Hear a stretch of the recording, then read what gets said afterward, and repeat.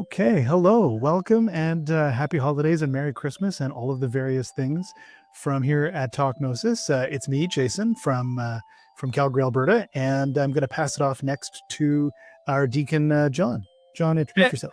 Hey everybody, I'm Deacon John, the co-host of the show. Love Christmas, love Gnostic Jesus, love talking, love saying, babbling, not really knowing when to pass it off to somebody else. And here's Nick.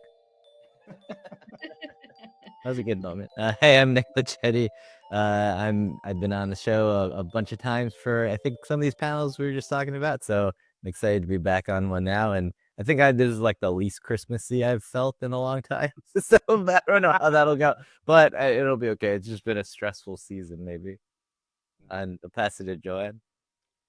Hi everyone, I've also been on Talk Gnosis a bunch of times. Thankfully, you're not going to hear about Plato from me today, but I'm joining you from Melbourne, Australia. So, yep, I co-lead the AJC Narthex here in Melbourne. And a very IO Saturnalia to you all. Saturnalia. So is that like another Christmas event that the pagans somehow co-opted? We'll just dive right into it here. No. No, of course. No, that's my answer. Anyone else? Well, wait, actually, because you do sort of have some of the classist background, Joanne, some people probably don't know what Saturnalia is. Are you able to give us a quick rundown? Yes, Saturnalia, I believe, was an ancient Roman festival in honor of, unsurprisingly, the god Saturn, hence Saturnalia. And it was originally held, I think, like 17th or 19th of December, something like that. Originally for one day, then it extended to 3 days, and then it extended to 7 days, a full week. And basically it was a time of kind of, gift giving, of revelry, of sacrifice and celebration, that kind of thing. So it's a pagan holiday, basically. Yeah.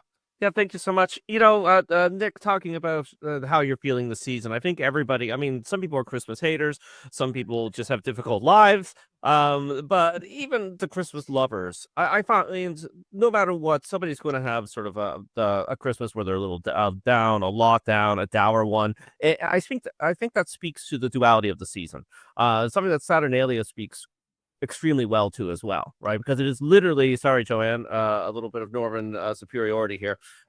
It's literally the darkest time of the year for half the world, and it's a time of it's a liminal time. It's a time of change. It's a time where a lot of things are starting and ending, right? So people in business, people wrapping up family stuff as well as family stuff.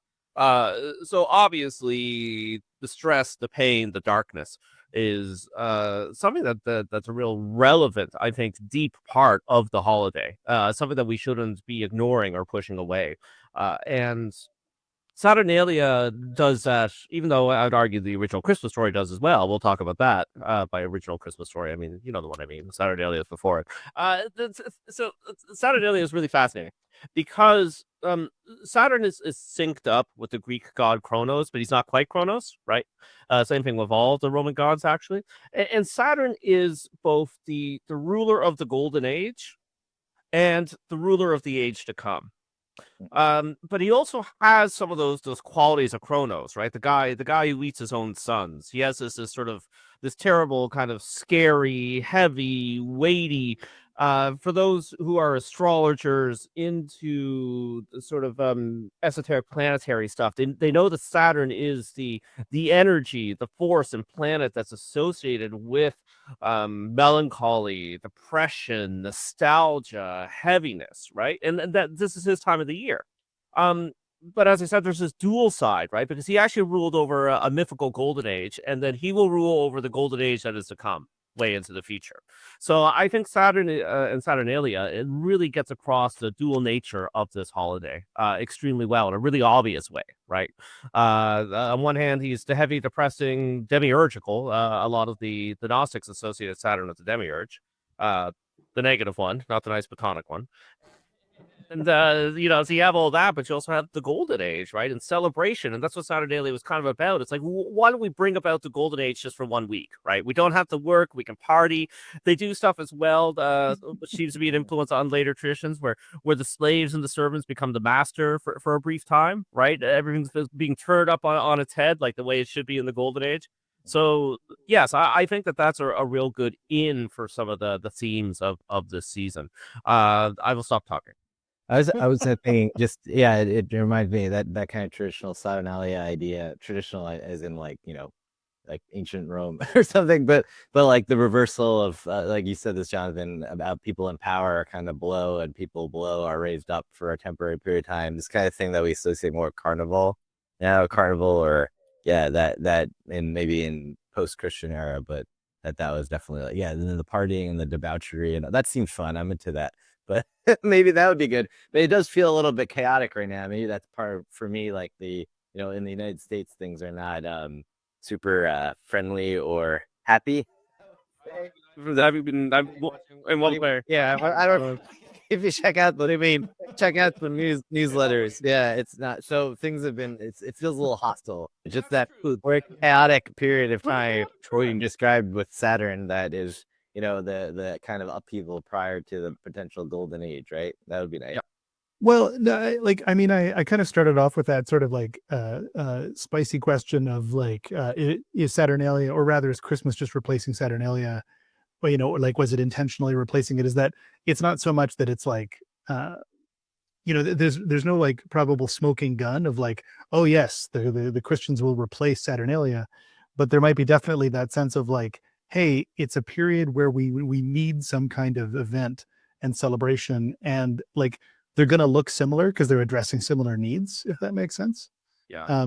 Or if not even look similar, because maybe Saturnalia doesn't look like at least the whole early Nativity Christmas, but it's addressing the same emotional need, if that makes sense. Exactly. It's kind of celebrated the same way, even though the mythology is different. And Jason, I guess I can start the rant because it's almost it's a way in because it's how you're opening, which is and you hit the nail right on the head in where I'm thinking as well, Jason, which is like if you're in an environment like where I am right now, I'm in Montreal, the sun's going down at 3:30, it's minus 20 degrees Celsius, Americans do the math.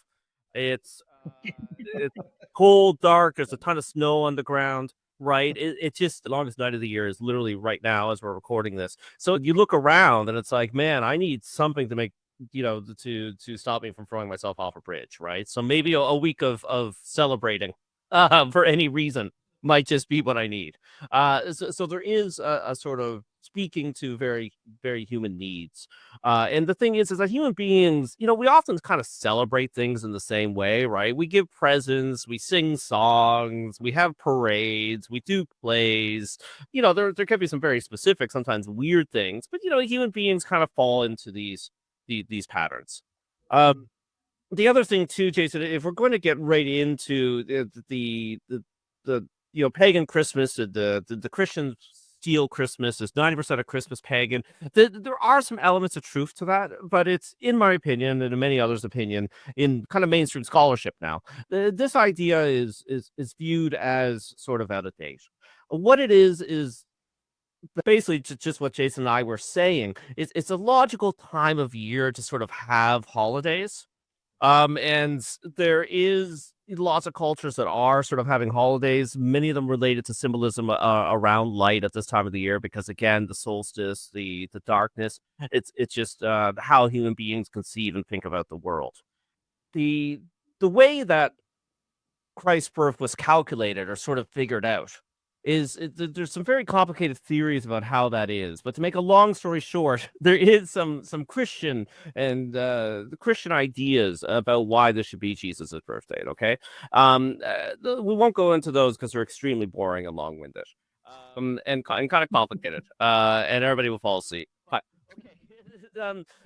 here we go, which is after the Protestant Reformation, you have Puritans. They don't like the Catholic Church. They say we should only be doing what's in the Bible, right? So I don't like this mass and saints and outfits and holy days. The Puritans, both in England and New England, banned Christmas, right? It's not in the Bible.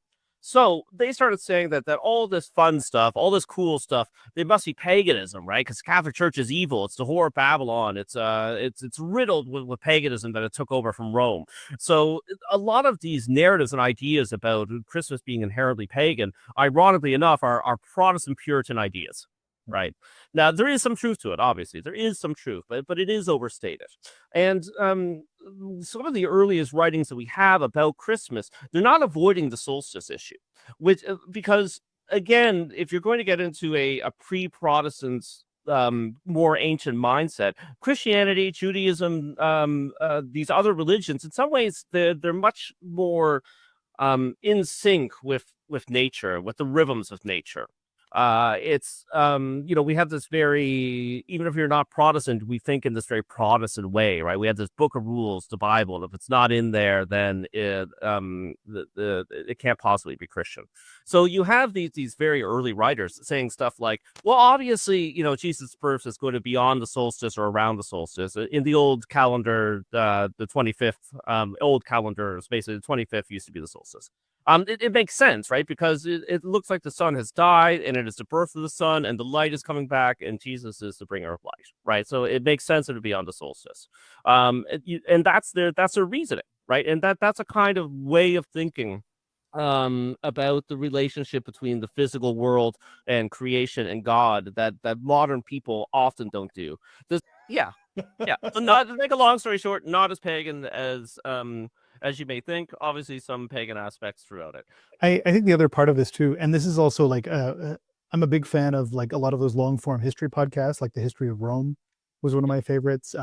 Currently, one of my favorites is the Secret History of Western Esotericism podcast, or SHWEP. And if there's one thing I love about that, is that you keep learning how much of any particular tradition is an aggregation of choices. It's not a even if the tradition would like to believe that, say, the Bible is direct word of God, no mistakes, etc. Like, as you kind of get into it, that's clearly not the case. It's a series of choices.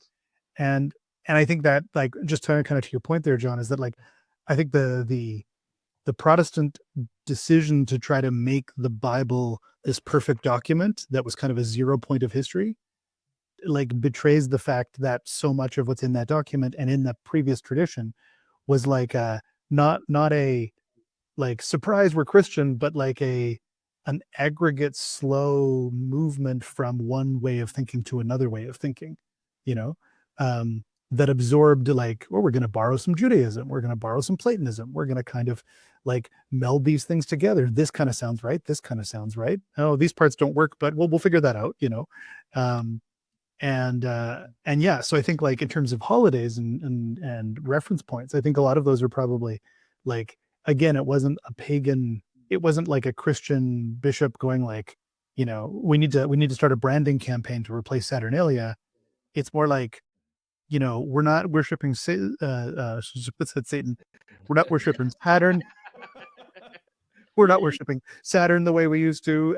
Maybe we should, this Christian thing is getting a bit more popular, and maybe, like, let's transition this, but no one was like, we got to squash those pagans, Yeah.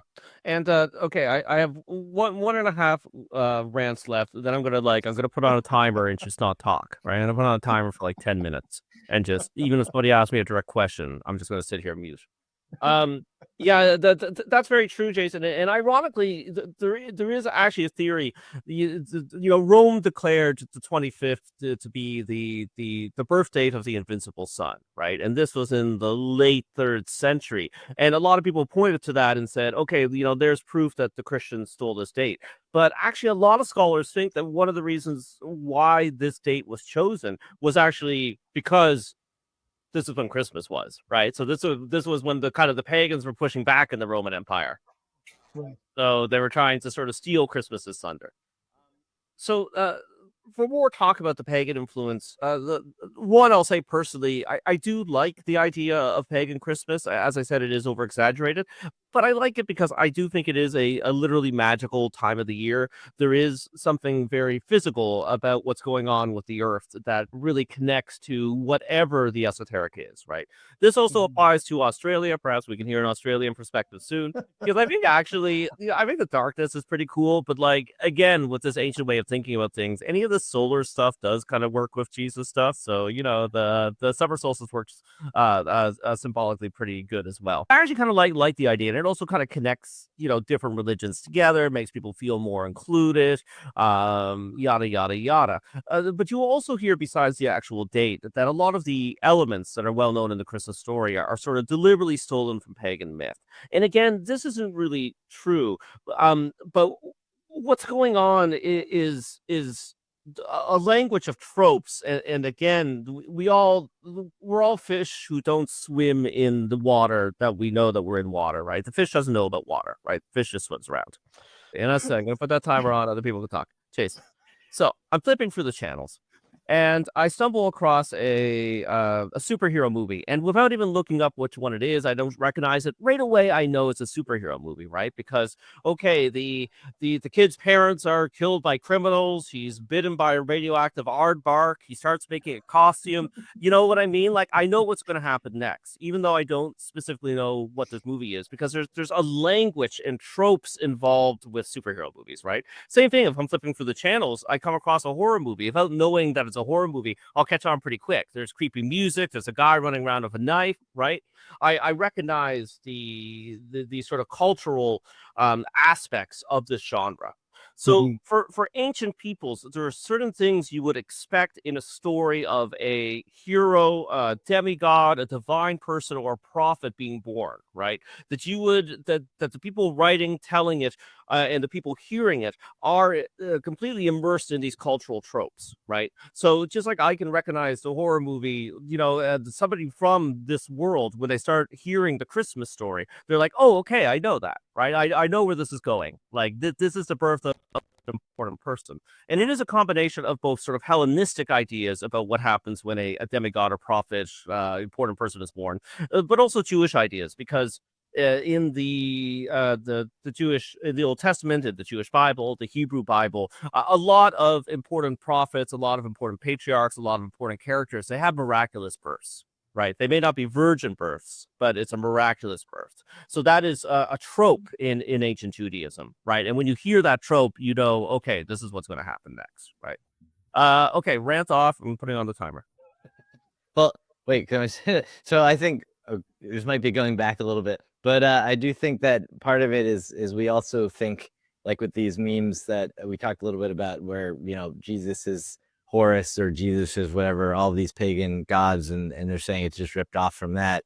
We're not totally understanding what the early Christians and like the kind of church father era thought about things like that, because in some ways they're happy that Jesus absorbs all of those things, because they entirely saw the world in part. And I do think this can square with what, John, you're saying about these being like archetypes or kind of tropes that are common to these stories. But I mean, we might see it as, well, these are all tropes common to common ideas or common stories, but they would see it as, Jesus is kind of the fulfillment of history in some way. And then when you start from that, all of those things kind of being absorbed into the Christ story is like, has a theological meaning to people if they're starting from that point, which maybe we're not anymore, but that they wouldn't see it as odd that, that Jesus was like kind of absorbing some of the signs or some of the ideas associated with other gods, because that's, why wouldn't, those are all shadows of this thing that's a fulfillment. So I know that's the triumphalist kind of Christian,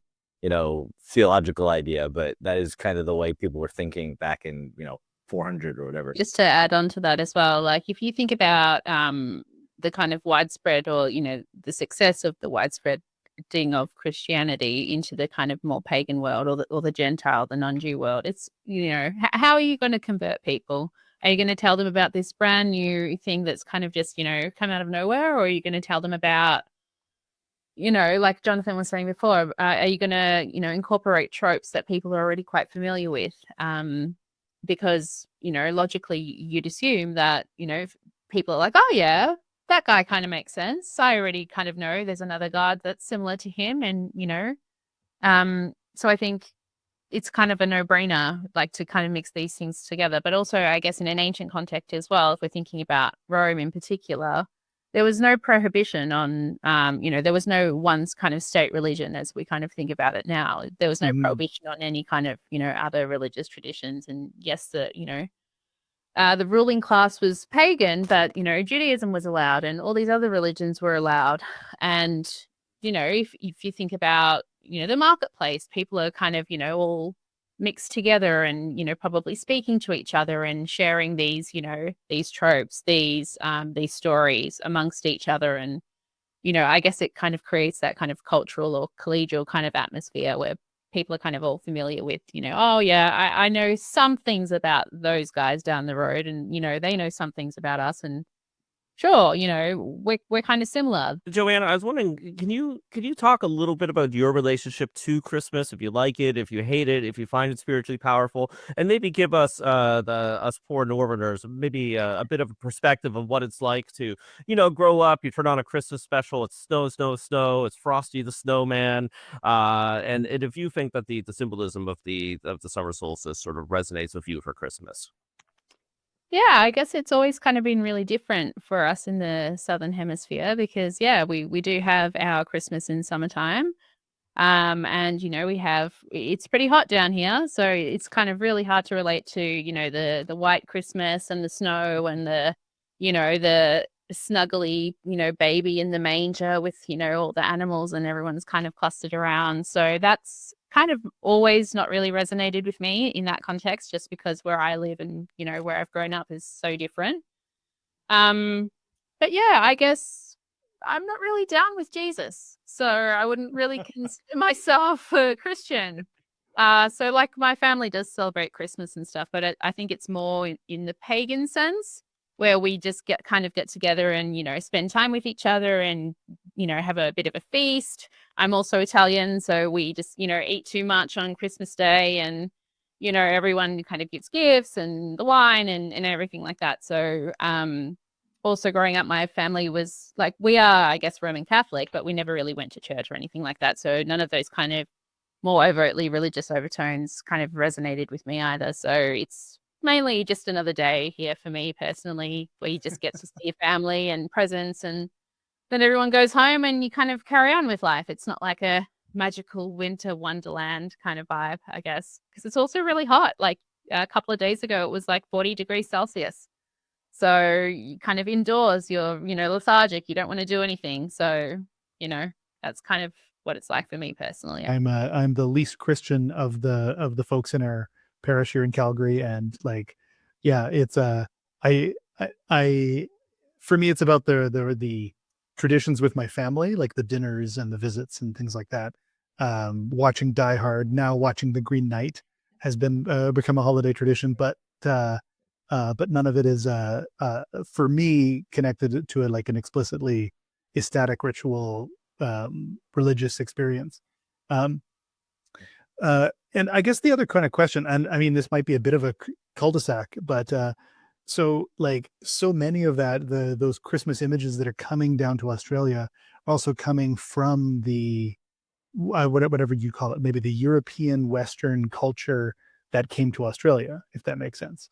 Because there's also like indigenous traditions there that probably do they recognize the 25th at all?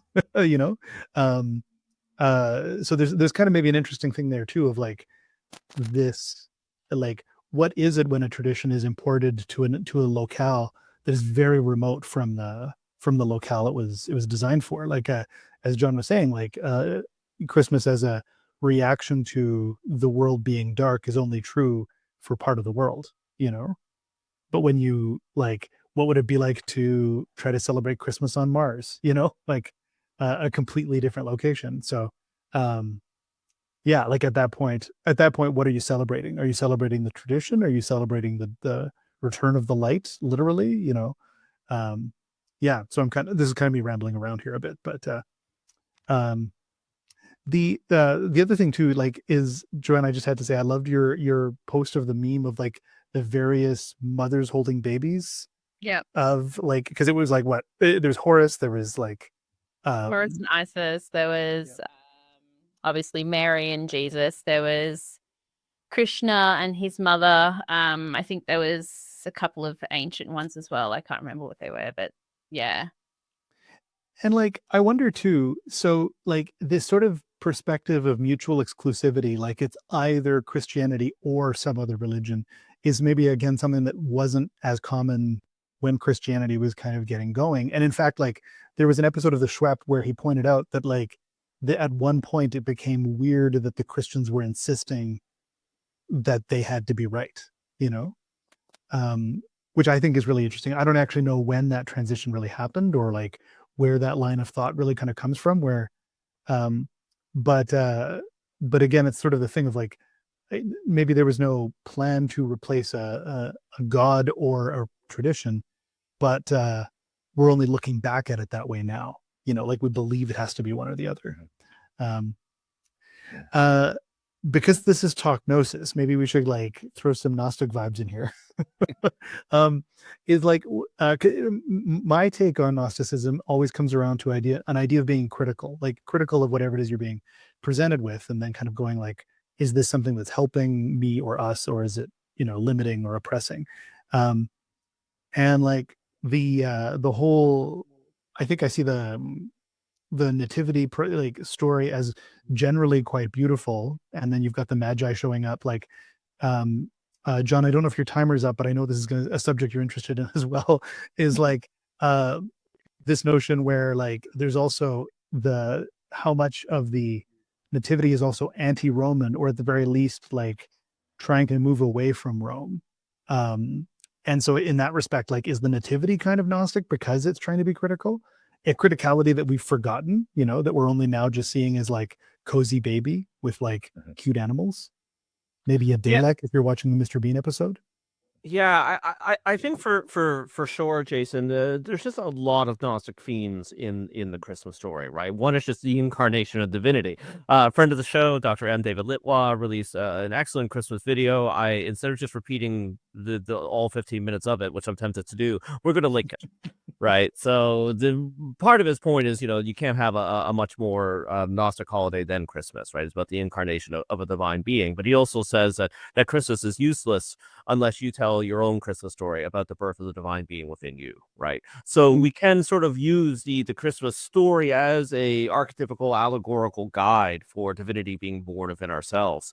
And, you know, where did for some of this anti-Roman stuff, which I think also gets into just wider themes of how power works, right? And where divinity lies. You know, the story tells us, you know, divinity is awakening. You know, where is divinity? A lot of people are like, divinity is power, right? So particularly in the ancient world, you know, the divinity is in the court of the king or the emperor or in the grand temple, right? And this is saying, no, it's among extremely poor people who can't find a place to sleep that night, who are out in the cold and have to huddle in a manger, right?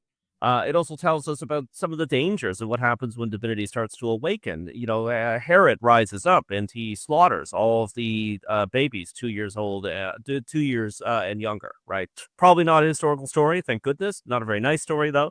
But it also shows how the forces that be, and this is not, this is, I'm sure Jason would agree, this would be metaphorical, but you know, the archons aren't necessarily out there with a camera on you waiting to pounce. But at the same time, there is this natural push and pull of being in this world, and when divinity starts to wake up, it is sort of opposed to the way that this world runs, right? So you're going to have this sort of Herod experiences. So yeah, I think it's an extremely Gnostic holiday, and if you are looking at sort of Gnosticism as this sort of critical way of viewing religion, critical way of engaging with religion, there's some very strong anti-Rome, anti-imperialist, anti-empire stuff weaved into these narratives. If you look at somebody like Karen King, right? When she approaches the Gnostic Gospels, she very much puts the emphasis on how they can be read as political allegories, right? And kind of thinks that that's the central thing.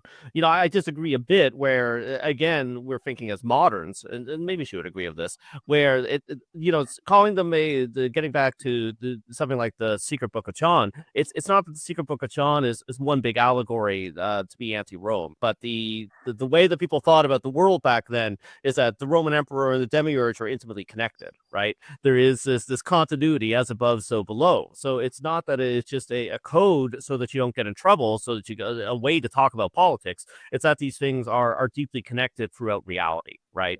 And I think for a lot of modern people, it has to be either or, right? This is a depiction of a supernatural historical reality, or it's a code so that you can talk about an imperial power you don't like without getting in trouble. Yeah, I would say, yeah. Yeah. So I actually think I said this the last time we did a Christmas panel, which is 3 years ago. But I do think that but I pulled it up. But William Stringfellow is my favorite. He's not esoteric particularly. I would say he's a little esoteric actually, because he's a theologian, Episcopal theologian, who talks a lot about power and principalities. So I think there's a lot of resonant with archons and the demiurge there. But he wrote about the nativity scene or the manger, and he wrote, and we just got a quick quote. He said, "The manger scene itself is a political portrait of the whole of creation restored in the dominion of Christ, in which every creature, every tongue and tribe, every rule and authority, every nation and principality is reconciled in homage to the word of God incarnate." So just this idea where it's like kind of an icon, you have the child, and then, you have the shepherds, you have the three kings or the three wise men, you have nature, the star, animals, and everything kind of becoming reconciled around this event.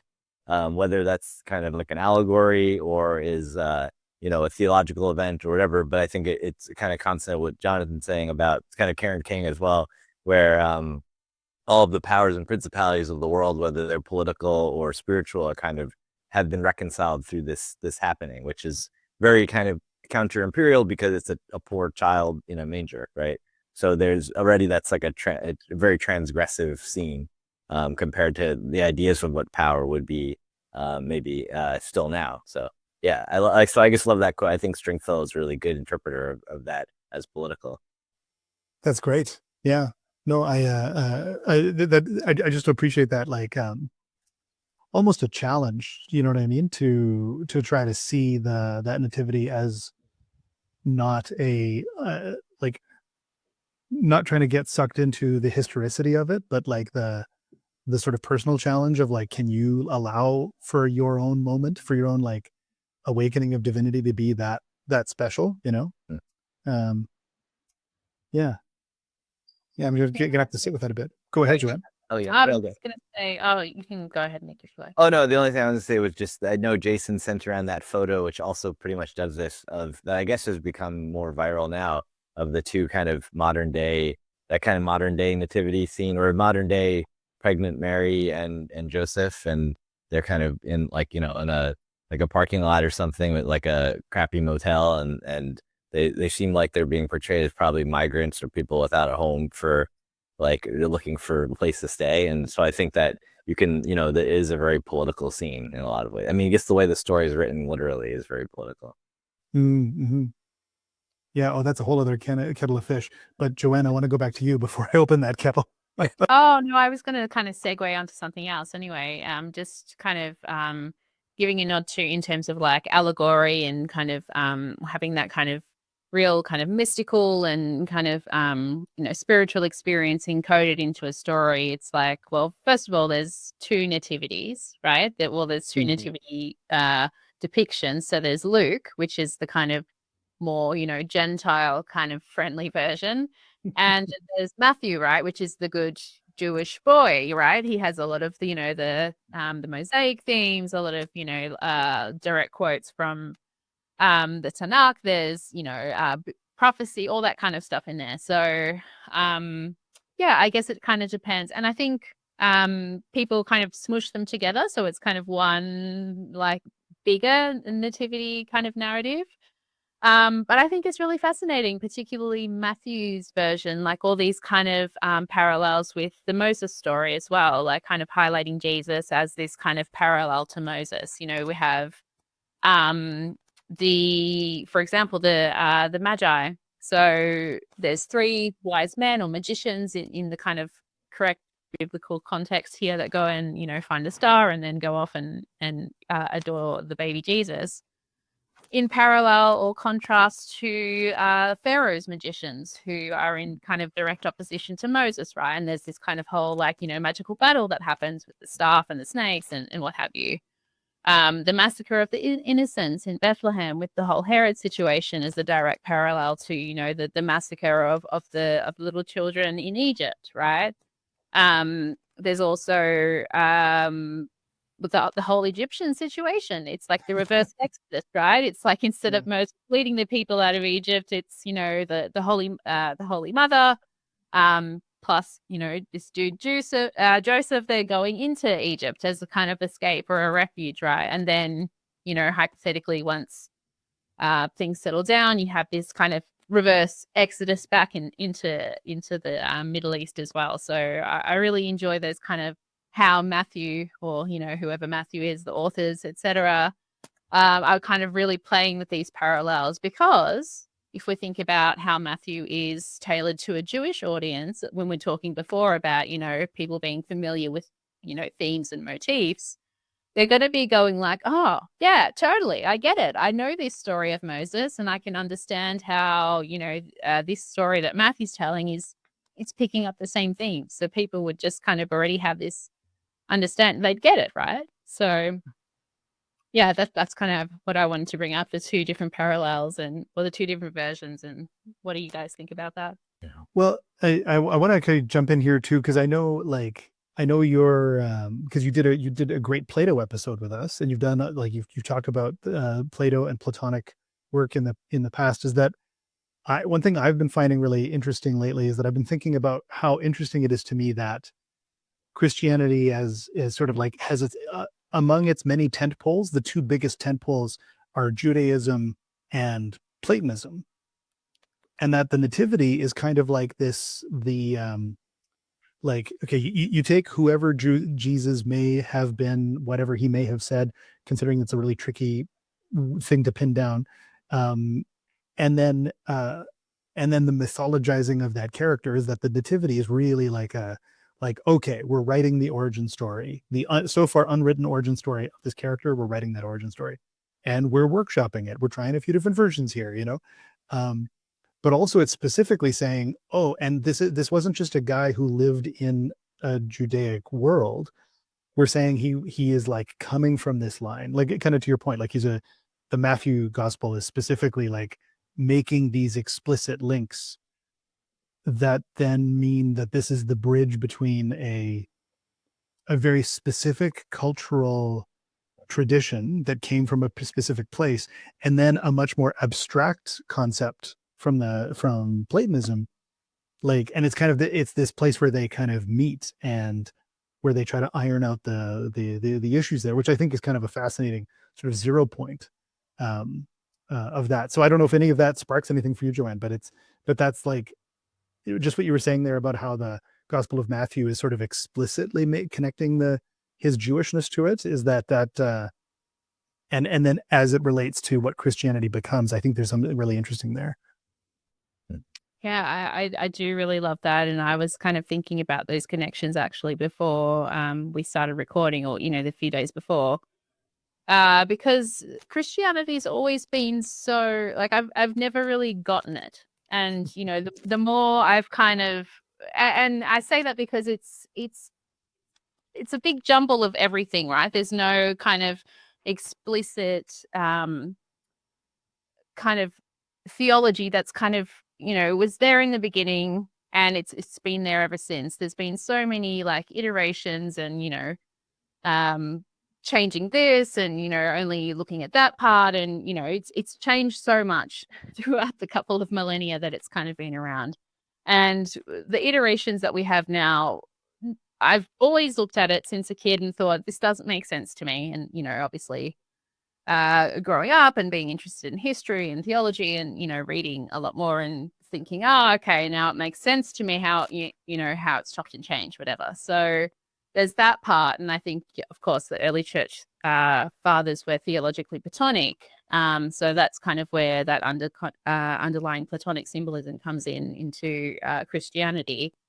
But again, I find prior to that, even kind of if we look at the canonical Gospels, I've always found them so interesting as well, because we get 4 completely different iterations of, this one character or this kind of one story or situation. And, thanks to old mate Paul and, whatever he was tripping on, it kind of got the Gentiles were like, yes, like this is for us, right? So yeah, it's always been really interesting to me how that all developed. And I, as a historian, I always kind of like to think about the experience of like the average person. I kind of think about, if I was just a regular person in the ancient world and I saw Paul in the marketplace and he was, proselytizing or, telling everyone the good news or whatever, and I was just, an average pagan person, I often wonder, like, what would I have been thinking? Would I be like, what is this guy on? Like, what's he talking about? Or would I say, oh, that's really cool and interesting. That makes sense to me. I'll go find out more. And I guess historically, a lot of people were like, that's interesting. I'll go find out more, right? So, yeah. We know that much for certain. Yeah. Well, like, what were the other people doing? Were they just like, we'll just leave this guy alone. We'll walk that way today, right? But yeah, it's always just been really fascinating to me to kind of, just think back and think about kind of what would have happened at that time and place. Is the more Platonizing elements the way the Gentiles found their way into to the Christian myth, if that makes sense? Like, because if you're a Gentile, how can you join this ostensibly like Judaic lineage process unless there's this new word that allows it to open up? Do you know what I mean? That it's like it's for everybody now. Like, I don't think it's the theology that did it necessarily. I think it's because a lot of the theology that we think of comes later. It comes like centuries later, right? So like at its foundation, at its instance, I think what would have been really attractive to, non-Jewish people or Gentiles being attracted to, whatever Paul was talking about, would have been what we were discussing before, those parallels with things that they would have already known, or, because, if we think about in a Jewish context about, thinking about particularly in Matthew's gospel, this really painting the picture as Jesus as a Messiah, as someone who was going to, become the fulfillment of the Jewish prophecies, and someone that was going to save the Jewish people from the misery of the world that they were living in exile and all this kind of stuff, right? We have to think about, like we we're also discussing before, the political overtones and how that could have been really attractive to people as well. So I think at its inception, there's culture, there's politics, there's mythology, there's religion, all kind of mixed up. And then it's only, a couple of centuries later that we start getting the theological kind of picture that kind of forms around this kind of weird conglomerate mixture of things, which is like what I was saying before, why it doesn't make sense to me, because, if we think about ancient Greek religions, for example, there's Hesiod, there's Homer, there's very clear mythological narratives, and then there's very clear religious and ritual traditions that go alongside that, and they're kind of remain unchanged for thousands of years with the stable priesthood or priestesses, whatever it is, right? With sacrifices, etc. at the temple. That makes sense to people. There's one thing, this is what we do, and it kind of goes for a number of thousands of years, right? With Christianity, it's a hodgepodge from the beginning. People then try to make sense of that later on, and then we have centuries of bickering and fighting and schisms of people trying to continually figure out what's going on. And then we kind of land in the modern world today, having several thousand years of all of this happening, and look how many, Christian organizations we have at this point in time, right? It's not just the one thing, it's just, like hundreds of different organizations, and they all kind of believe their own thing, right? So yeah, that's why it's always been perplexing to me, and I think it's been perplexing to everyone historically. But yeah. And I think too, like part of even the popularity of like a lot of modern Gnosticism has been for people to like realize that they can remix Christianity a little and find a remix that they're enjoying, and then they find that the Nag Hammadi Codex comes up and Philip K. Dick and a lot of that stuff, and people are going like, oh, so I can choose my own sort of structure here, and I can adapt the myth to answer my concerns and issues, and I think, which is also stuff that those what was the early Gnostics were doing, which was writing their own stuff that just ended up not getting into the final book. um Nic, is there anything, just because I know you've had an ability to look politically at a lot of these traditions in the past, was there something kind of in a particularly political tenor to that early Christian period that I don't know, that any of what that Joanne is speaking to that kind of like pops out for you? I think that Jonathan already talked about it a little bit. I mean, I think that the earliest stuff has very clear kind of anti-Roman, anti-imperial kind of resonance. But I would also say, just like as more generally, I mean, just to maybe respond to kind of what we've been talking about so far, is that I think that theology in general is like now I'm forgetting who said this, but it was a liberation theologian who said theology is a second act. So it's not the first. You have like the material, the experience, whether that's like an encounter with something sacred or a historical event or whatever. Right. And then the critical reflection on it is theology. So I think Who says is it Gutierrez? Nic Laccetti? Okay, yeah. Credit for that. Well, anyway, but no, I just think that that's positive. I mean, I think that that becomes a kind of political activity because you have kind of experience, like a life experience or something, whether it's personal or kind of communal, and then your reflection on it, this kind of critical reflection that in a lot of that becomes theology or whatever, philosophy or theory, whatever is that tends to be like the political moment where you're like reflecting on the practice. So, I mean, this is maybe this is pretty abstract, but I do think that that's sort of what happened. People had an experience of some kind, like we were saying, like what happened to Paul, I don't know. And then he, in his reflection on it, that he created a theology, right? So, yeah, I don't know. I'm not sure that answered your question, but that's what I was thinking. No. I mean, the question is really meant as a prompt anyway. So good. No. While we're talking about the political aspects, on the question sheet, I have a little list there. If you could go through it right quick with me.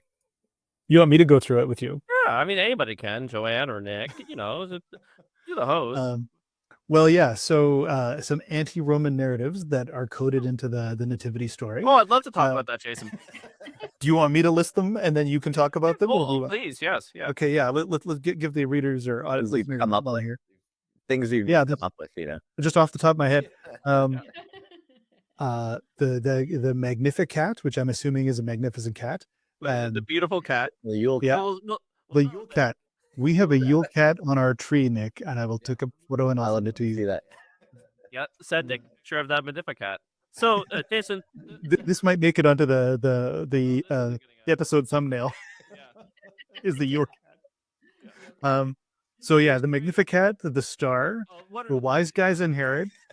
No, I'm giving everybody an outline. I'm giving everybody an outline, so you can go over them each. But yeah, so they're the Magnificat, the star, the wise guys and Herod, the shepherds and the rulers, the flight into Egypt, and the goddamn ruler. Thanks so much, Jason. The excellent list that you put together. Happy to talk about it. So, with that magnificent cat, that is the also known as the Song of Mary. It is the song that Mary sings when she finds out that she is with the Savior, has conceived the Savior. And this is an easy one, Jason. This is the easiest one because the middle / end section goes, "He has scattered the proud in the thoughts of their hearts. He has brought down the mighty from their thrones and exalted those of humble estate. He has filled the hungry of good things, and the rich he has sent away empty." So, that is prayed every day by Christians who do the daily office, right? But it is an important part of Advent and Christmas celebrations. It was actually banned in different South American and other countries to be read in church under dictatorial rule, because I think obviously we can move on because I don't think I need to explain that one. That one's pretty straightforward. So, Jason, the star, the famous star of Bethlehem. So again, it's there's these messages encoded in here where some of it is deliberate, some of it is just sort of welling up from the language, the tropes, the archetypes that people have, right? But at this time, it was thought that for important rulers there would be a heavenly portent, right? So for an earthly ruler, so for instance, Julius Caesar was said to have had a comet in the sky when he was born. I believe Augustus Caesar was said to have had the upright shining light in the sky when he was born, right? So I don't think I need to keep spelling it out here. The one of the reasons why the Star of Bethlehem story is there is okay. Now there is a celestial event, a star in the sky for the birth of a new ruler, right? But this is the actual ruler, the true ruler, the supreme ruler, and this is a bit of a dig at Rome because you'd be hearing the story and you would know that there was a star that moved, which would be a comet for ancient peoples, in the sky when Caesar was born, right? And you'd be making the connection, being like, okay, well, this is a new king, but we already have a king, right? Who is Augustus. The next one is the wise guys in Herod, and I say wise guys not just to be funny because there is actually a bit of they get a good dig in. Jason, which is the star leads them to Jerusalem, which is quite confusing because it's supposed to go to Bethlehem. Maybe we'll get a chance to talk about that. So, the wise guys, the magicians, the magi, the three kings that Joanne was already speaking about. Okay, they're astrologers, they're magicians. They know that a great king has been born. They want to worship him, and there's a star in the sky moving around that's going to show where he is. It takes them to Jerusalem, so they're wandering around, and they go to Herod, who is the king of the Jews, and they say, "Where is the king of the Jews?" That's why I say wise guys, right? Because they're just looking him in the eyes, be like, "Hey, where's no, yeah, I need you here, but we're looking for like the real king of the Jews. Like you're cool and stuff, bro, but Really? yeah." And the thing is Herod was instituted by Rome, put in place by Rome as a Roman puppet, right? So that dig is fairly obvious. Right. It for modern people, it doesn't sting as hard. But in the original text, anybody reading or hearing that story, they'd be like, ooh, burn. Shepherds and rulers, we already kind of talked about that. Both Joanne and Nick sort of touched upon that, right? But it's particularly in Luke. Luke has a great concern for the poor, for the downtrodden. I mean, all the Gospels do in some way, right? But particularly Luke, right? So he has these very simple people, these humble people come to celebrate, right? And this is also kind of a message about, just like I was saying, where divinity lies, where true kingship lies, where true rulership lies. This is also where the true subjects are, right? And the true subjects are the humble and oppressed peoples. Moving on, the flight into Egypt on the donkey, something that Joanne already talked about. But again, to be a specific anti-Roman dig, the family of Augustus Caesar, and by family I mean ancestors, the many leagues back. There was a popular story, a mythological story that I believe is in Virgil, that the Augustus ancestors had to flee on a donkey, right, in kind of in the middle of the night, similar to the flight to Egypt. And that this was actually iconography, right? So it's not just a story, but you would see these images of a pregnant woman and a man on a donkey, kind of going out in the night. Now, if I showed you that picture right now, or showed it to anybody in the West, they'd be like, "Oh, that's that's part of the Christmas story, right? That must be Mary, that must be Joseph." But instead, it's these ancestors of Augustus. So again, it is kind of referring to this iconography to get a little dig in at the emperor. I'm going to put a little asterisk here because Joanne, and again, these things are not exclusive. Like it's a way of thinking that the modern people can't quite get to, where you're putting in these anti-Roman narratives, but you might have also think that it actually happened. You know what I mean? Like, about the iconography, and also, Matthew is combining some of this stuff with the prophecies that he sees in the Hebrew Bible, right? So the flight into Egypt is a prophecy for Matthew. So he's combining all of this together. He doesn't see it as mutually exclusive. And finally, the God-man ruler. This one's quite obvious. The themes throughout all of the Christian Gospels.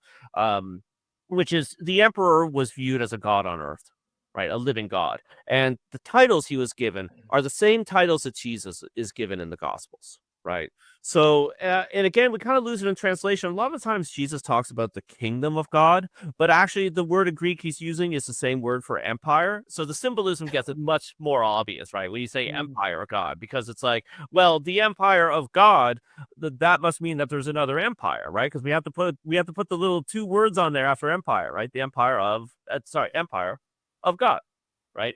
If there's just one empire, then we don't need to add anything. So there's a duality that's being constructed when Jesus talks about the empire of God, which is, opposed to the empire of Rome. So just giving Jesus, and Jesus is given the titles of Augustus Caesar specifically in the beginning of Luke in the Christmas stories, right? So again, very obvious dig, very obvious symbolism. Some of the stuff is very obvious, but some of it, because we don't have that cultural language, has been lost. But it is a very powerful anti-Roman narrative. Sorry, Italians on the show. I should stop saying anti-Roman specifically, because it is relevant to our lives, because it's an anti-imperial narrative. And Talk Gnosis is a non-political show, and I'm somebody who has existed all over the political spectrum. And I know people on both the left and the right who are anti-imperial. I think sometimes people think that you have to be a specific kind of political person to be anti-imperial. But I have a great respect for the authentic the conservative tradition. And there's a lot of great anti-imperial thoughts, say, in the conservative tradition, which I think might surprise people. So obviously that makes the Gospels in the story and the Christmas story even more relevant now, right? Because as Phil K. Dick pointed out, the empire never ended. We're still under imperial rule, and these stories are as relevant as they ever were for those reasons. We probably should also talk about the Infancy Gospel of Thomas, right? As after Jesus is born, his life as a little kid, and what that is like. Have you guys read that? I have, but please, I've talked enough. If you want to talk a little bit about it, because it rules. And for those who haven't heard, hopefully we can get the director or the cast on the show. But a director is making a horror movie based on it, starring Nicolas Cage as Joseph. Really? Yes. So I am serious. No, I know. It sounds like Joanne. I'm not offended, because that sounds like a joke. So a horror movie made on the Infancy Gospel of Thomas with Nick Cage as Joseph. Too wild to be true, but apparently is. Wow. Okay. Oh, it is. Well, I think, look, I haven't read it in a long time, but I think off the top of my head, Jonathan, correct me if I'm wrong, it was an apocryphal gospel, so it's obviously not non-canonical.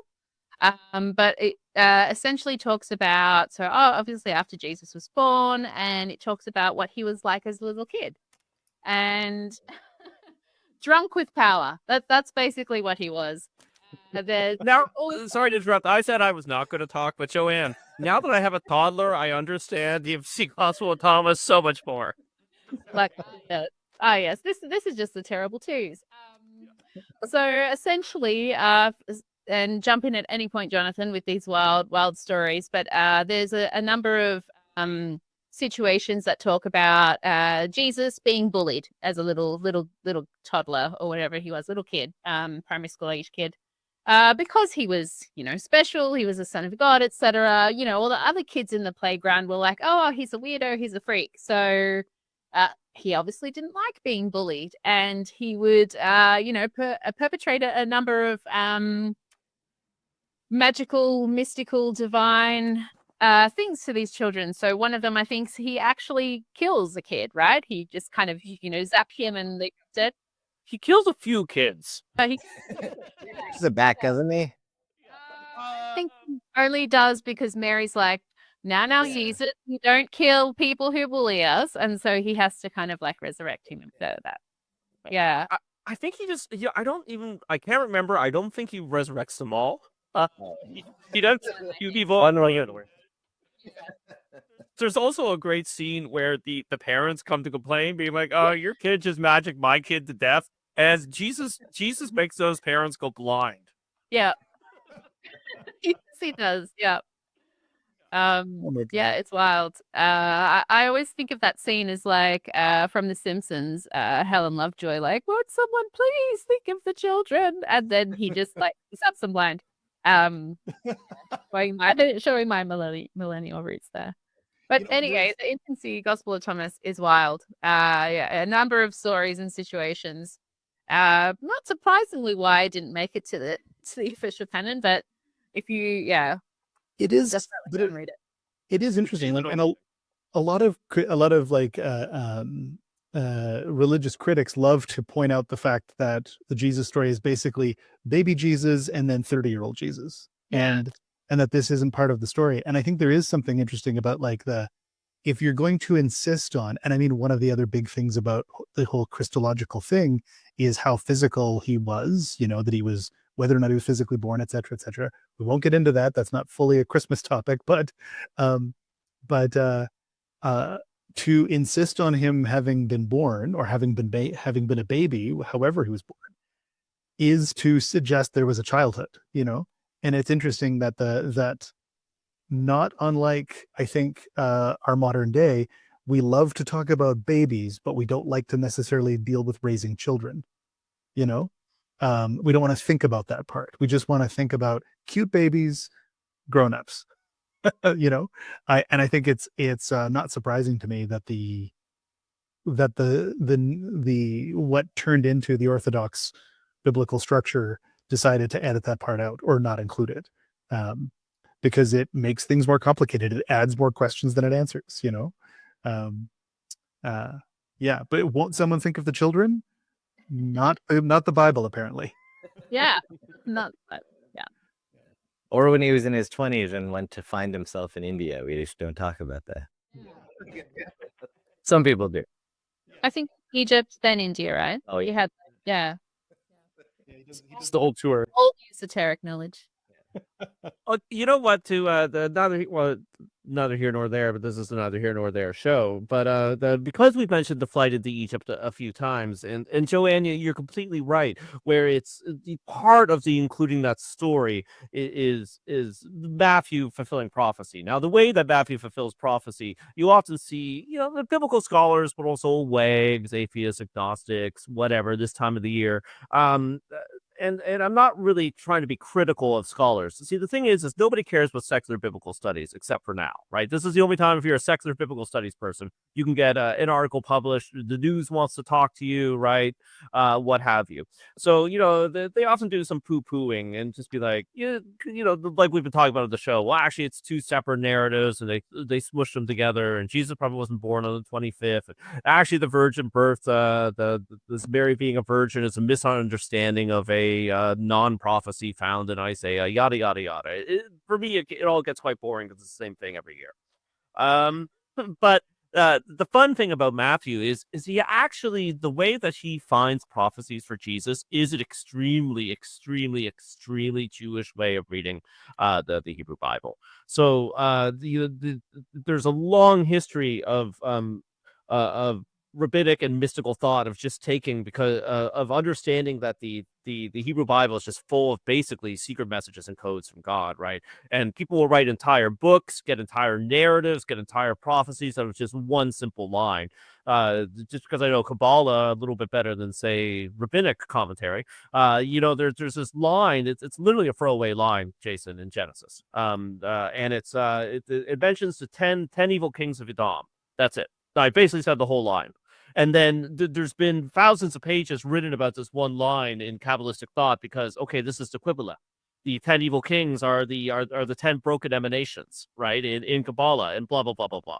So Matthew does that, where he'll find these lines that are not what we think of as prophecies, right? It's not a prophet saying, okay, this is even in poetic ways, like this is what is going to happen in the future. He just takes like bits of poetry, bits of actual prophecies, bits of stories in this very Jewish way and says, look, this is actually predicting Jesus. This is actually what the story is about. Back to Egypt. So something I found very interesting that I'm going to do a follow-up on either here on the show or through private email is friend of the show, one of my favorite scholars, Dr. M. David Litwa, as a throwaway line. He mentions that he thinks the story about Jesus going to Egypt predates Matthew. And Matthew knows about that story and knows that it needs to be something that's addressed. It's something that people know or they're talking about or they're using it to criticize Jesus. So he works it into this narrative, right? And ties it in with the Moses story and ties it in with this line in Hosea, which is out of Egypt I have called my son, right? And weaves it together so that he can positively address this story. Because we have Celsus against the Christians, who's a pagan Platonic writer who wrote this big anti-Christian tract. And in it, he says, I heard stories about this Jesus guy. He was just a two-bit magician. He went to Egypt and studied there, right? Now, I always thought that reference is based on Matthew, but according to Litwa, I'm not saying this is a historical story, but it is an old story. It is a pre-Matthew story. It is a story that is perhaps unconnected to running away from Herod and to the parallels of Moses. And then Matthew sort of swooshes it in there. Now, I'm bringing this all up because we can talk about whatever we want, and it's part of the Christmas story. But in the Johannite tradition, in the Apostolic Johannite Church, we use an alternate version of the Gospel of John. That is reputed to be ancient, though, again, because we're a low dogma church, we don't require people to believe that it is the one true Bible or an ancient text or what have you. But to make a long story short, both in that story and with some of the narrative material that we have part of our legendary history, we say that Jesus went to Egypt and studied esoteric lore there. It was actually initiated into kind of true, deeper religion and came back to Judea to spread this religion. So I find that it's very interesting that something that I thought was a throwaway line kind of made up by Matthew is ancient and might even have something historical and ties into these esoteric legends, historical legends that I love so much. Okay, end of rant. I said I wouldn't mention Plato, but I just have to say there is also a legend that Plato learned all his esoteric wisdom in Egypt. Yeah. And same with Pythagoras. They all went to Egypt, learned all this mystical wisdom, brought it back to Greece, and that's where we have philosophy. So that's all I'll say. I won't say anymore. No. I mean, in fact, please say more. Like, I think I think it's interesting. Again, it's one of those things where, like, as you dig into these, like, we our parish had a chat with another Plato scholar recently, and maybe we'll have him on the show at some point soon. But he said something I think really interesting is that some of Plato's answers have become so iconic that we've forgotten that there were questions involved, and that even Plato himself is not offering these as ironclad answers, even though so many people have taken those answers as the final word and then based whole religions on them.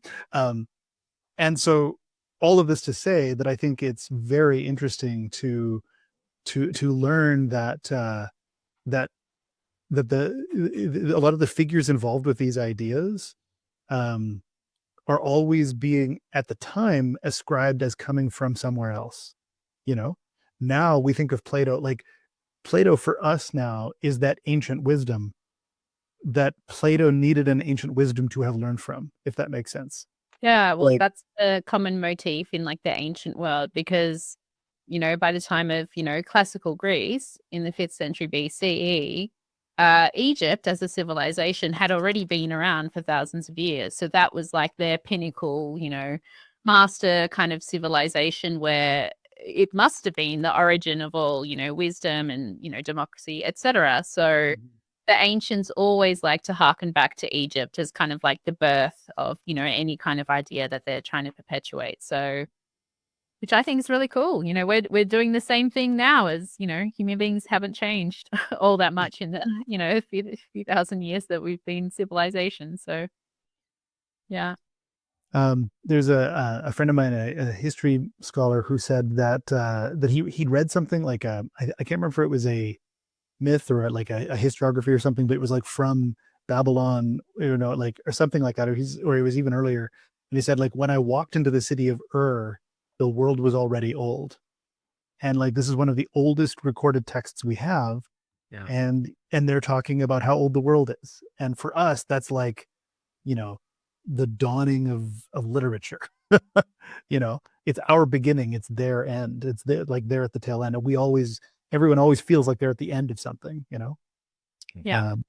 There's also this saying that people like to have in the kind of historical field. It's like Cleopatra the Seventh, the last Cleopatra, the most famous. The pyramids were already like 2,000 years old at the time that she was, pharaoh of Egypt. And I think the saying is like she is closer in time to the creation of the iPhone than she is to the pyramids. So try and wrap your head around that. Yeah, I think it's really conceptually difficult for us in the modern age to think about having something that old, right?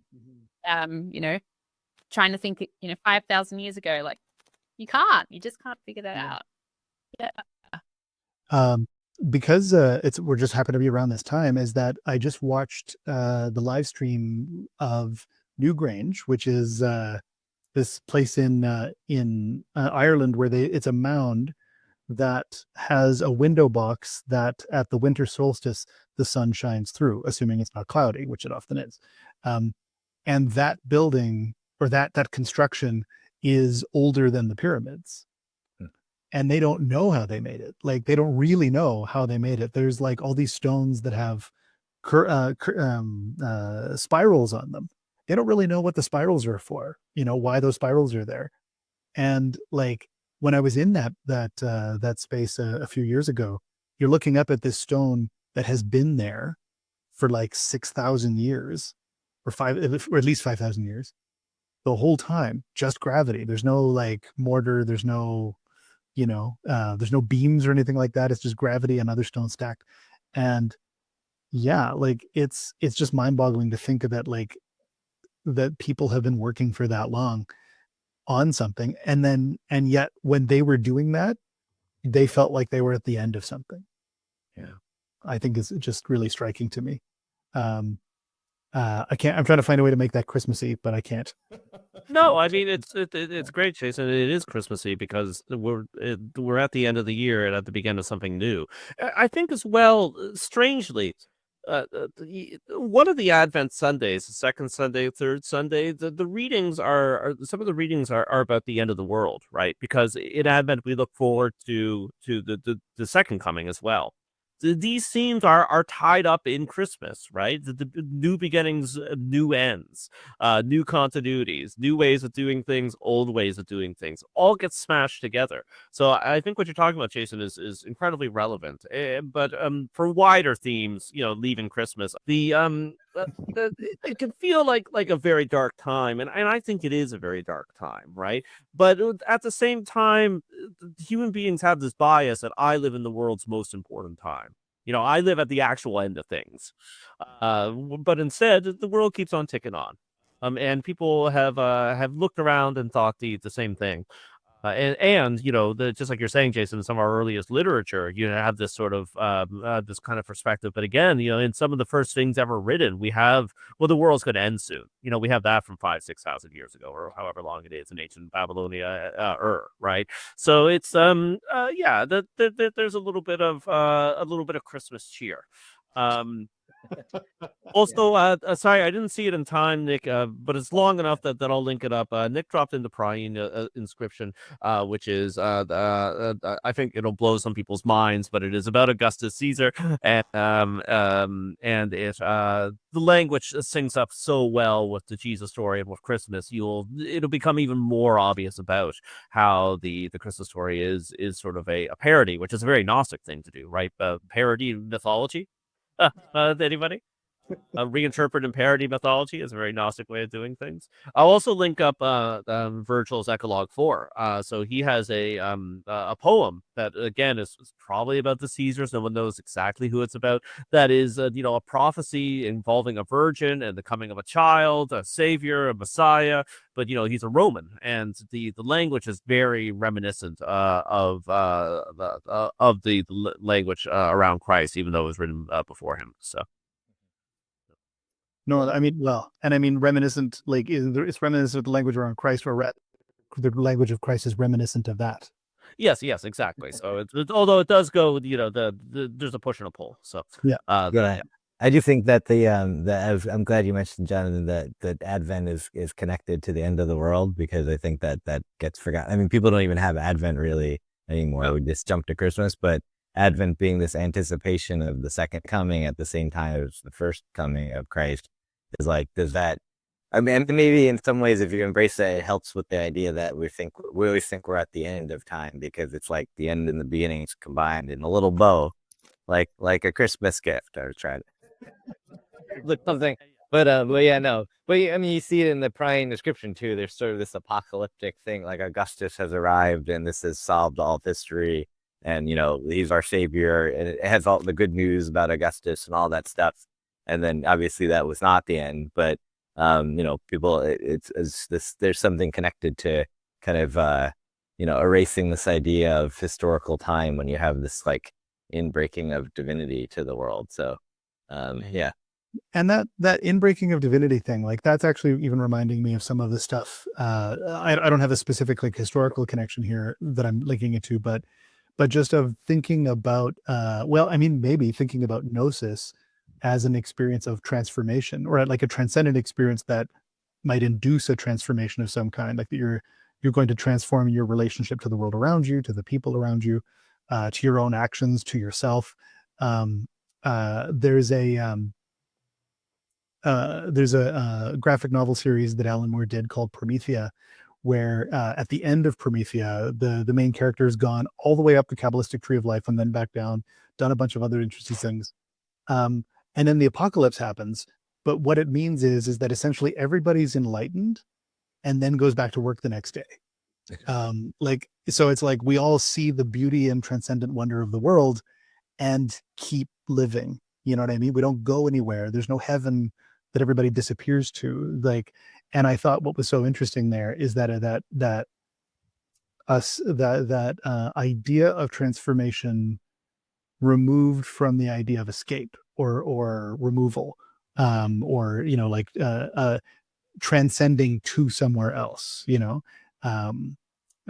yeah, I think that's to me maybe that my own little maybe that's the Gnostic gift in my stocking, is like, oh, I get to transform but keep living. You know what I mean? And now I have to put this stocking on. I can't just like magically live in Christmas land for the rest of my life. I'm belaboring my metaphor here.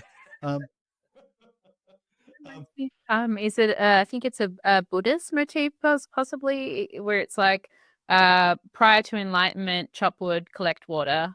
After enlightenment, chop wood, collect water. It's the same. There's at least one listener who's pumping his fist at that right now, I'm sure. Yes. Yeah, that's exactly it. Yeah. And I guess maybe that's also kind of a thing too, is like maybe Christmas is that, what's the Grinch? Like maybe Christmas is more than just giving presents, like it's about like actually being a nicer person all the time, every day, Yeah. Yeah. Yeah, and I think, I mean, I know it's a metaphor, we're pushing it, but I do think it's like you have Christmas and then you have the next day, right? So it's not, every year we have these cycles, we're so excited, it's the most wonderful time of the year again, and then it's like, then you got to start again the next day. So, it's not over. It's like the midnight comes, everyone's like, woo, New Year, and then it's like you go to bed and it's the same the next day. Yeah. Also, just because I mentioned the Grinch, I think maybe next year we'll do a Pop Gnosis episode on the Grinch, same panel. Yeah. The Grinch has Demiurge, the Grinch has Antichrist, the Grinch has. Yeah, but I mean, he moves through like all of the main figures, I would say. Speaking of Demiurge, and also speaking of just like generally like more cosmological things, and to bring it to just to another Christmas connection, and then maybe we can kind of round ourselves out here in terms of our episode today, is so Saint Nick was an actual guy, not disconnected from Sinterklaas and like the Christmas elf that Coca-Cola designed. Was an actual guy back in what, like 400 or so around the Council of Nicaea, and he slapped another bishop, Arius, I think around the debate of whether or not Jesus was physically real or not. Like let's have some Gnostic riffing on that. Like, does this mean Santa Claus is an archon because he's like reinforcing the orthodoxy here? Like, the empire never ended. Slap. Well, Jason, I have to start off with a wow, actually, but it wasn't if Jesus existed or had a body, but it was the Arius said that that Jesus was ultimately a creation, right? So he is one. He is not completely one with the Father and the Holy Spirit in the Trinitarian setup. So that really upsets Santa Claus. So just got to get the well actually in there. So, No, I appreciate it. I appreciate yeah. it. It's an interesting question, Jason. Something that's fascinating is our particular church, the Apostolic Johannite Church. It has Saint Nicholas on its liturgical calendar, its formal liturgical calendar. Now, I don't speak for the church. Perhaps one of the bishops listening could leave a comment or correct. But it is my understanding that if you personally want to celebrate other holidays or saints, right, you can go ahead. But of course, we have a formal liturgical calendar where we do formal masses for these and readings for these saints. So it is kind of funny that a quote unquote heretical, modern day Gnostic, esoteric, mystical church has him on there, right? I mean, I'm quite fond of the band. As I said, I'm a big Christmas fan, but with this sort of his reputation, his memory of being this opponent of heresy. Yeah, the next part of that story, Jason, is they throw him in prison, and then God actually is like, "Well, you're on my side. Like, I'm glad that you punched that guy out." So, the God actually liberates him from prison. But so it's just funny. Now and again, perhaps a bishop or his eminence who's watching or listening to the show can hop in the comment section and correct me. But as far as I know, we don't know why Saint Nicholas is on our liturgical calendar. Like, we don't know directly. I'm sure we have ideas, but like, we didn't add him. We inherited the calendar, right? So it is again, kind of funny, but it does kind of speak to the power of that character, the power of that saint. He is one of the world's most famous and well-loved saints outside of his identity as Santa Claus. You know what I mean? Like, just as Saint Nicholas, the Christian figure. There's in Montreal alone, there's probably 3 Eastern Orthodox churches called Saint Nicholas. Immensely popular saint in Eastern Orthodoxy. But I remember too. So in Protestantism, you rarely have churches named after saints. The exception for that would be the apostles, right? So you'd have St. John's Church, St. John's Cathedral, what have you, right? But I remember on PI there was a St. Nicholas Church, and it was a Protestant church, and I always found that kind of weird, kind of confusing. But the reason why is that it was a fishing community, and Nicholas is the patron saint of fishers, among many other things, as well as sex workers and children. The fishermen, sex workers, children, pawnbrokers, and All things you find in dockyards. yeah, all things you find. Yeah, thank you, Jason. Everything you find in a dockyard, he is the saint of. So I am just rambling here, but a fascinating character. Fascinating that this opponent of heresy has been adopted by heretics. He probably wouldn't like that, but what have you. Jason, as I said, I'm fond of him. I don't own any chunks of saints, and I actually did see a chunk of Saint Nicholas go up on eBay for a very reasonable price. And and I didn't have the money, but my wife has said I do not want chunks of dead people. What part of his body was it? It was a bit of bone. So. But a class 1 relic of Saint Nicholas, that ideal, you can get. So his corpse was stolen by pirates. His corpse was stolen by pirates from Turkey and taken to Italy, where we know where it is, where most of it is, because chunks of it are also around the world. But where most of his corpse is, and once a year it seeps out magic liquid, and you can buy that's probably what I'll get, because I don't think that'll gross out. You don't think that'll put gross her out if you have this Medical secretion. yeah. A vial of magic corpse ooze? What's gross about that? That is like, I mean, this is one of the reasons why I have a hard time with Christianity, because like how that can live in the same cosmological. For Christmas, Jason's getting for Christmas. There's gonna be a vial of magic Saint ooze. Why don't we give anyone anything else besides corpse water? Which you can buy on eBay. Yeah. He also, I was just reading that he resurrected 3 children who were pickled in brine. So maybe the AJC doesn't like pickles or something like that, and they're for it, yeah. Or maybe they love pickles because the story worked on their way. Yeah. Maybe he wasn't saving the children. He was just getting the children out of the pickles because he likes pickles. Oh yeah. You know what I mean? And it happened to save the children along the way. Yeah. You know what, Nick? That weird ass story. It is funny to see how things can persist right over thousands of years. But that is actually told as a folk story in Canada, in Quebec. So it is one that's remembered. And sometimes it's not even, Saint Nicholas grew up lived in what is now known as Turkey, right? But sometimes that story is like placed in Quebec or in France or in Europe, and it's just like it's Saint Nicholas who's a saint, and he's just wandering around Earth, even though he's supposed to be dead, because saints can do stuff like that. So yeah, it's just really fascinating how sometimes these very ancient stories can be transplanted and continue, mouth to ear. But yeah, that one's definitely definitely a good one.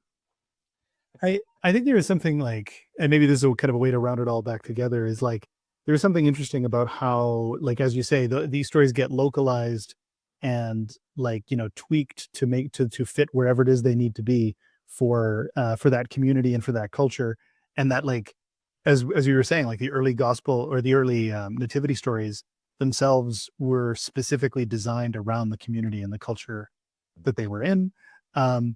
But that also at the end of the day, like this is coming back, going even way back to our conversation about Saturnalia. This is about like celebrating a turning point of a year with everybody, like that, and maybe heck, the mere fact, like at a narrative level, the fact that the nativity is about a family trying to stay together at Christmas is like there's like a seeped into our bones narrative meaning making process that like means we're going to pay attention to that kind of story. We're going to find resonance with that kind of story, trying to stay together as a family.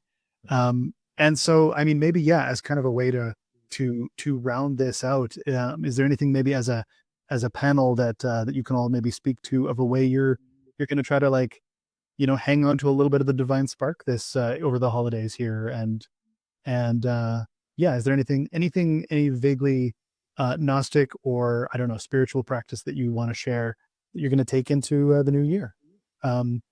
I don't know, John, do you want to go first? Nic, anybody can jump in here. I can go first, and that gives more time for other people to talk, actually.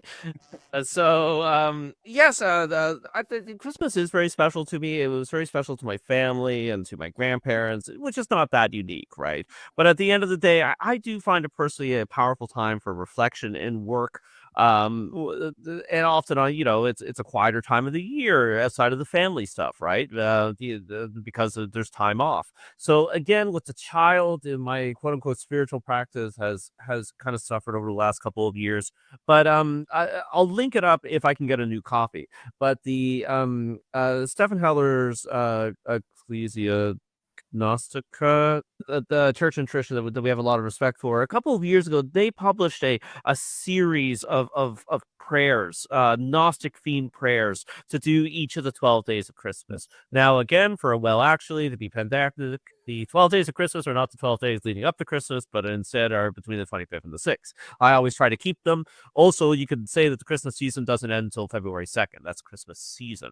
So yes, I do find it a powerful time for spiritual work, spiritual reflection, and I hope that I will be able to spend some time over the holidays doing some of the spiritual work and carrying that into the new year. Not to give too much away, but I talk to Jason probably literally every day, and we also do kind of talk to each other about our spiritual practice, right? And Jason's knocking it out of the park. My spiritual practice is making sure the baby doesn't die. And doing the show, going to church twice a month with the AJC. Anyways, now other people can talk, which would be great. Yeah, Nic, Joanne, do either of you want to pop in here? I'm in a similar moment, I think, where I'm not actually doing a lot of kind of spiritual work, but I do have due dates.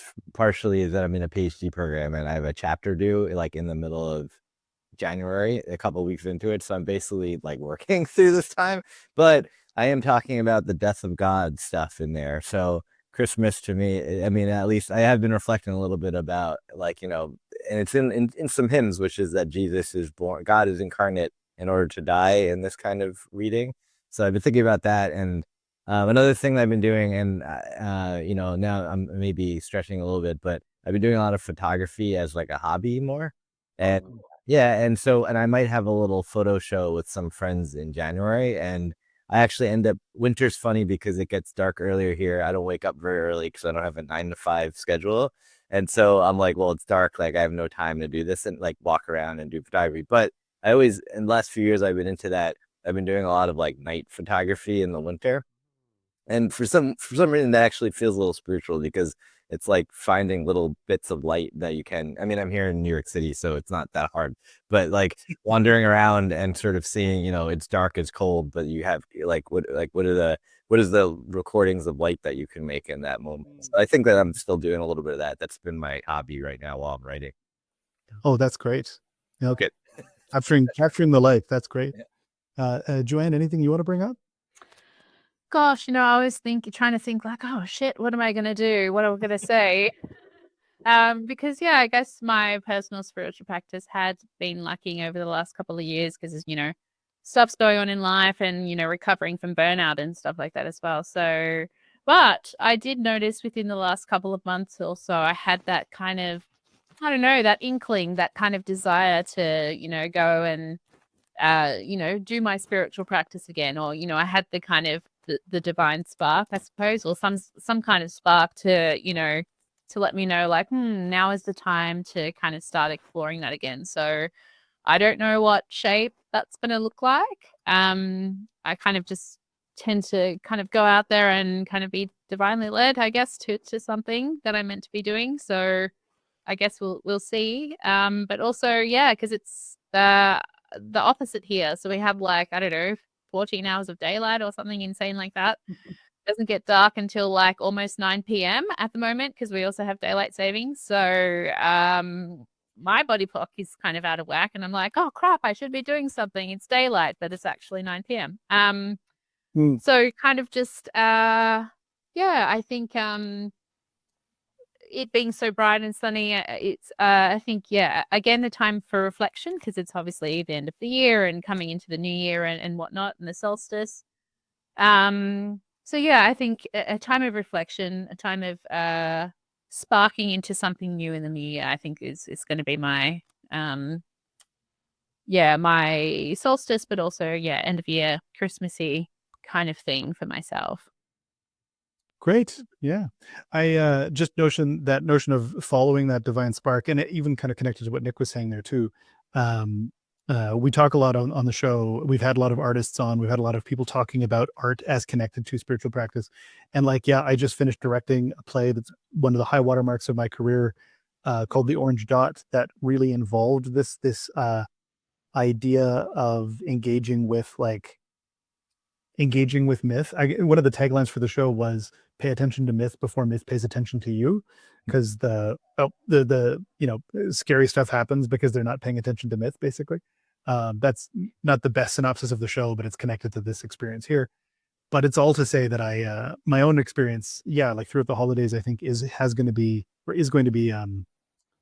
reconnecting with family, remaining connected to family. I'm really happy with the people in my life right now that I get to spend that time with, but it is also going to be leading up to making a lot of art in the new year. So I think listening to that divine spark, and hoping that the work that all of us are making might kind of flame a divine spark in someone else when they see it, when they appreciate it, like a little baby in a manger that's inspiring people.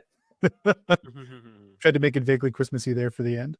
So with all of that, I feel like we've covered a lot of territory, but I feel like we haven't just spun past things. We've had some pretty good detail. Is there any kind of parting words anyone else wants to mention maybe before we round off for the night, or before we say Merry Christmas to everybody? I think everybody could agree I've said enough, so I will say Merry Christmas, Saturnalia. Blessed you all. Have a great solstice. Have a great New Year. Have an awesome Epiphany. Have a great Feast of the Ass, January 18th. Have a great Candlemas. I think that's it for me. John, you literally said I've said enough, and then you proceeded to have the longest goodbye. I really want to thank Jason for putting this together, and for Joanne for coming on, and for Nick for coming on. And it's the end of the year, so all you listeners, all you viewers, we couldn't do it without you, literally. And it's amazing we've been able to do the show for more than a decade, and the fact that some of you support us financially means a lot, the whole world, to all of us. And if you want to support us financially, you can go to patreon.com/Gnostic, and if you can't, just tell people about the show and subscribe, leave nice reviews. That helps the show. I hate telling people to do that. I hate asking people to give us money. So sorry, Jason, you were saying something? Literally just winding up, saying Merry Christmas myself, that I'm really thankful again, to you, Jon, to Nick, and to Joanne for lending us your minds for the call. Merry Christmas. Nick, Joanne, do you guys want to offer any parting goodbyes? Thanks for having me, and John mentioned every holiday except for Festivus, so there's a Festivus for the rest of it. That's all I have. You got to get that on the AGC calendar. Yeah, I will personally petition His Eminence for that one. Just everyone, thanks you guys for inviting me on again, and it's been really great to see you all, and happy Christmas and etc. All the ones that Jonathan mentioned, and of course Festivus to everyone, and thanks for supporting the show and allowing us to be here, and listening to us and giving us your time and your ear, and thanks everyone. Excellent. Well, with that, we'll say goodbye. Thanks everyone for listening, and we'll see you in the new year. All right. Bye, everybody. Bye, everybody. Hi, everybody. Bye. Bye.